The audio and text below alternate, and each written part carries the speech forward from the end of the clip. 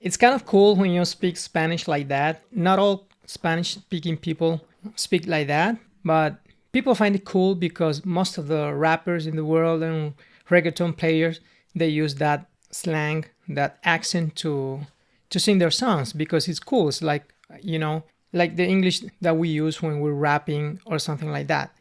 Problem is, for example, when you have to use a formal Spanish, because you can't talk like that if you're using a formal speech in Spanish. The same goes for English. For example, if you're using formal English, you speak in a certain way. If you're speaking in an informal way with friends, then you speak in a different way. So we have to make a difference according to the audience that we have. So am I speaking in a formal way in English or in my own language? Then I have to try to speak the right way. Am I speaking with friends or in an informal context? Then I can use, I don't know, I can use, for example, in English, instead of saying I have to, I can use I've gotta without even pronouncing the v of I've gotta. I gotta go, I don't know, and things like that. Using ain't sometimes in some phrases.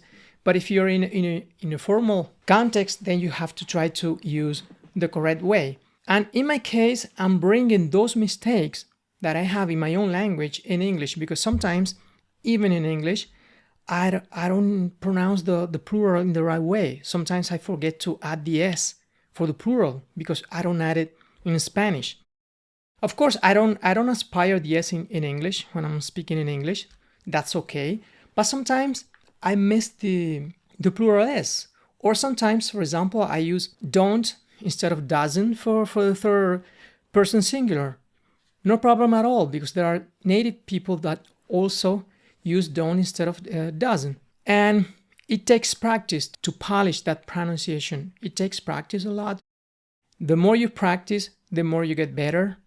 And I think even improving English, I improve my own language.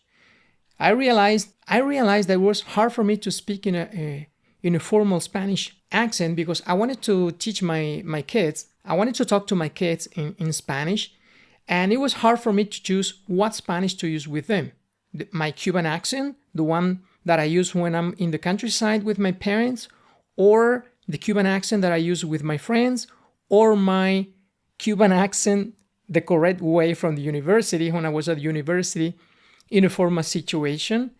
And then I decided to teach my kids, to speak with my kids with a formal Spanish because it's easier to learn the formal way. And then if you want to get a different accent, a different dialect, you can do it.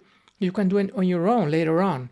But it's better to begin with a formal speech and then you can pick up a dialect if you want to. And that's what my kids did. They learned Spanish with me because I spoke to them since they were born in Spanish. And then when I decided to bring them to Cuba, I began talking to them in Cuban Spanish, not pronouncing the S, using a lot of phrases that we use only in Cuba and things like that. And they loved it. They loved that accent. They wanted to pick that accent and to speak with me with a Cuban accent because they loved it, because it's cooler than the formal Spanish where you pronounce every S, etc. You master a language when you're capable of changing your speech according to the audience. When you're capable of changing your speech according to the audience. If you're not able to change from formal to informal according to your audience, you're not mastering your language, not even your own language. If you're not able to change, if you're talking to your mother, to your brother, or if you're giving a speech, a very important speech, then you have to use your formal language.